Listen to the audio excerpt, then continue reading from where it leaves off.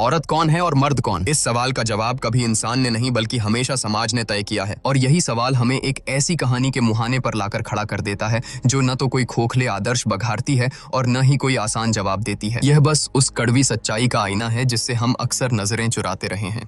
तो चलिए बिना किसी लाग लपेट के सीधा कहानी के उस पन्ने पर चलते हैं। राजस्थान का एक गुमनाम और धूल भरा कस्बा। एक सीलन भरी संकरी कोठरी में सुबह की धूप एक छोटे से झरोखे से छनकर किसी तरह भीतर रेंग रही थी। धूल के कणों से भरी उसी मध्यम रोशनी के घेरे में बैठी थी सांवरी, घुटनों में सिर दिए, उलझे हुए बिखरे बाल, और उसकी उन आंखों में एक ऐसा सन्नाटा था जो सदियों की थकान और किसी गहरे बोझ को बयां कर रहा था। तभी जंग लगे दरवाजे ने चरमराते हुए उस कमरे का सन्नाटा चीर दिया। भीतर दाखिल हुआ हरिंदर, पेशे से एक दलाल और फितरत से गिद्ध। उसके चेहरे पर एक ऐसी सर्द और घिनौनी मुस्कान थी जो किसी की भी रूह कपा दे। उसके एक हाथ में कुछ नए कपड़ों का गट्ठर था। उसने वह गट्ठर सांवरी की ओर उछाल दिया और बर्फ सी ठंडी आवाज में फुफकारा कि तेरा सौदा मेरा मतलब है रिश्ता तय हो गया है, चल जल्दी तैयार हो जा। यह सुनते ही सांवरी के सब्र का बांध टूट गया और उसकी सूनी आंखों से आंसू छलक पड़े। पर हरिंदर के लिए इन आंसुओं की कोई कीमत नहीं थी। उसकी झुंझलाहट बढ़ी। वह 2 कदम आगे आया और बेरहमी से अपने भारी जूतों वाली लात सांवरी के पेट पर दे मारी। सांवरी दर्द से दोहरी हो गई। हरिंदर ने दहाड़ते हुए कहा कि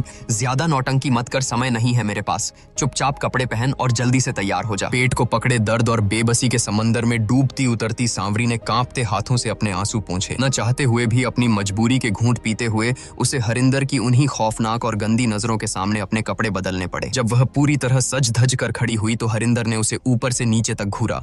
उसके होंठों पर एक तिरस्कार भरी चुभती हुई हंसी तैर गई। सांवरी की रूह तक सिहर उठी। वह इस शादी से इसलिए नहीं भाग रही थी कि उसे कोई और पसंद था, बल्कि इसलिए क्योंकि वह अपनी सच्चाई जानती थी। एक ऐसी सच्चाई जो उसके वजूद का हिस्सा थी। उसे हर पल बस यही खौफ सताता था कि जिस दिन उस अनजान शख्स के सामने उसका यह सच बेपर्दा होगा, क्या वह उसे इंसान समझेगा या फिर दुत्कार कर फेंक देगा। कुछ ही देर बाद उस मनहूस कोठरी के दरवाजे पर दस्तक हुई। भीतर 2 साये दाखिल हुए, भैरव और उसका भतीजा भंवर। भैरव अपने भतीजे के लिए लुगाई का सौदा करने आया था। कमरे की हवा में एक अजीब सी घुटन और इंतजार का सन्नाटा पसर गया। तभी भारी और सहमे हुए कदमों की आहट उभरी। दरवाजा खुला और सांवरी बाहर आई। नजरें जमीन में गड़ी हुई, जैसे वो खुद को उसी जमीन में दफन कर लेना चाहती हो। उसका हर कदम मनोभारी था। उसकी उस पथराई हुई खामोशी ने कमरे के बोझिल सन्नाटे को और गहरा कर दिया। लेकिन हरिंदर की आंखों में न कोई शर्म थी न इंसानियत। उसने किसी मवेशी बाजार के दलाल की तरह बेधड़क सांवरी के जिस्म की नुमाइश शुरू कर दी। उसने एक व्यापारी की बेशर्मी के साथ कहा कि कमर देख लो, चाल ढाल देख लो,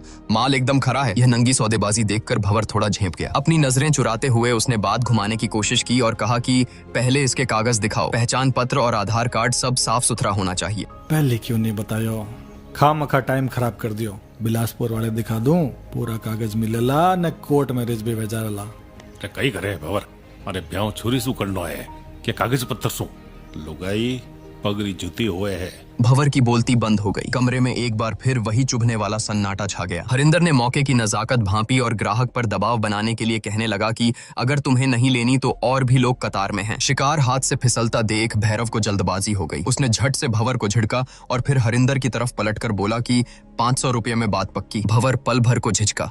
उसके चेहरे पर दुविधा साफ झलक रही थी, लेकिन समाज में मर्द कहलाने की होड़ ने इंसानियत को दबा दिया। उसने जेब से मुड़े तुड़े नोट निकाले और हरिंदर के लालची हाथों में थमा दिए। फिर धीमी आवाज में बुदबुदाया कि एक पंडित का इंतजाम कर दो, ब्याह करके ही ले जाऊंगा इसे। इस तरह एक औरत का सौदा एक शादी के लिबास में हो गया। न कोई मंडप, न शहनाई, न मंगल गीत, न कोई खुशी। बस हरिंदर की उसी कोठरी में 4 लोगों के बीच रस्मों का एक खोखला नाटक खेला गया। रस्म अदायगी पूरी होते ही सांवरी, भंवर और भैरव बस में सवार होकर अपनी मंजिल की ओर निकल पड़े। बस के उस सफर में और नीचे उतरते समय भंवर के चेहरे पर एक अजीब सा गुरूर तैर रहा था। उसे लग रहा था जैसे उसने दुनिया जीत ली हो, एक पत्नी, एक पहचान और समाज में एक मर्द होने का रुतबा पा लिया हो। लेकिन सांवरी अब भी एक जिंदा लाश की तरह चुप थी। चेहरे की रंगत उड़ चुकी थी और आंखों की चमक मर चुकी थी। उसके भीतर बस एक अंतहीन सन्नाटा था और पल पल बढ़ता हुआ वो खौफ जो उसकी रगों में खून की जगह दौड़ रहा था। धूप तेज थी। भंवर खुद पसीने से तरबतर था, फिर भी उसने पल भर के लिए नरमी दिखाते हुए अपना रूमाल सांवरी की तरफ बढ़ाया। यह देखते ही भैरव की सड़ी हुई सोच फनकार कर बाहर आ गई। उसने जहरीला ताना मारा कि वाह रे, अभी से ही लुगाई की चाकरी शुरू कर दी। याद रख, लुगाई पैर की जूती होती है, है, उसे वहीं संभाल कर रखना चाहिए। इतने में गांव का एक परिचित आदमी उधर से गुजरा और हाथ जोड़कर बोला कि